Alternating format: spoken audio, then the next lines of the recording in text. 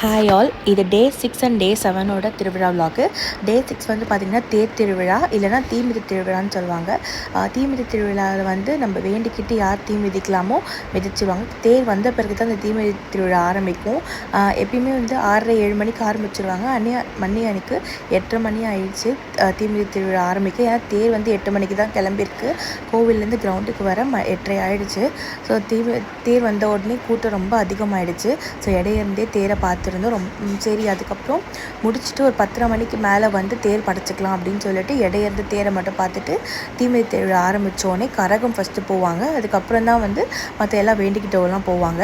அதெல்லாம் பார்த்துட்டு நாங்கள் வீட்டுக்கு வந்துட்டு சாப்பிட்டு முடிச்சுட்டு அதுக்கப்புறம் ஒரு 10:30 மணிக்காக திருப்பி தேர் பார்க்க போனேன். அப்பயுமே வந்து செம்ம கூட்டமாக இருந்துச்சு.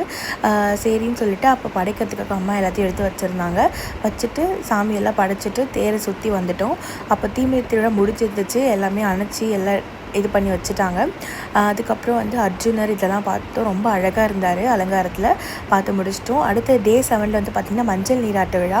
மஞ்சள் தண்ணி ஊற்றுவாங்க எல்லார் மேலேயும். எனக்கு ரொம்ப பிடிக்கும், ஜாலியாகவும் இருக்கும்.